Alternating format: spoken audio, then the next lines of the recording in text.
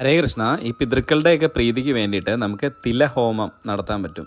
അതുപോലെ തന്നെ ഒരുപാട് ശത്രുക്കളൊക്കെ ഉണ്ട്. ശത്രുദോഷത്തിൽ പൊറുതിമുട്ടിയിരിക്കുകയാണെങ്കിൽ ശത്രുദോഷ ശമനത്തിന് വേണ്ടിയിട്ട് കാളിക ഹോമം നടത്താൻ പറ്റും. ഒരുപാട് രോഗദുരിതങ്ങളിലൊക്കെ ബുദ്ധിമുട്ടുന്നവരാണ്, രോഗശാന്തി വേണം എന്നുണ്ടെങ്കിൽ സുദർശന ഹോമം നടത്താൻ പറ്റും. ഇനി ആഭിചാരബാധയൊക്കെ ഉണ്ട്, പലരും ആഭിചാരങ്ങളൊക്കെ ചെയ്ത് ഒരുപാട് ബുദ്ധിമുട്ടുകളുണ്ടെന്ന് വിചാരിക്കുക. ശത്രുക്കളാൽ കഷ്ടപ്പെടുന്നവരാണെങ്കിൽ അഹോര ഹോമം നടത്താൻ പറ്റും. ഇനി ത്വക്ക് രോഗങ്ങളൊക്കെ ബുദ്ധിമുട്ടുന്നവരാണെങ്കിൽ സർപ്പപ്രീതിയൊക്കെ നടത്തി കഴിഞ്ഞാൽ ത്വക്ക് രോഗം മാറി കിട്ടും. അപ്പോൾ സർപ്പദോഷം മാറാനും ത്വക്ക് രോഗങ്ങളിൽ നിന്നൊക്കെ ശാന്തി കിട്ടാനും വേണ്ടിയിട്ട് നമുക്ക് ആയില്യം പൂജ നടത്താൻ പറ്റും. ഇനി വിവാഹമൊക്കെ നടക്കാതെ വിവാഹത്തിനൊക്കെ തടസ്സം നേരിടുന്ന ആളുകളാണ്, എത്ര നോക്കിയിട്ട് നടക്കുന്നില്ല എന്നുണ്ടെങ്കിൽ നമ്മളൊരു ഉമാമഹേശ്വര പൂജയൊക്കെ നടത്തി കഴിഞ്ഞാൽ മംഗല്യ തടസ്സമൊക്കെ മാറി വിവാഹമൊക്കെ നടക്കാൻ സാധ്യതയുണ്ട്. അതുപോലെ തന്നെ ലക്ഷ്മി നാരായണ പൂജ നടത്തി കഴിഞ്ഞാൽ ദുരിതത്തിൽ നിന്ന്, സകലവിധ ദുരിതങ്ങളിൽ നിന്നും ശത്രുദോഷത്തിൽ നിന്നൊക്കെ നമുക്ക് മാറ്റം ഉണ്ടാവും. ഇനി സർപ്പത്തിന് നമ്മൾ 100 പാലും കഴിക്കുകയാണെങ്കിൽ രാഹുദോഷവും സന്താന ലാഭ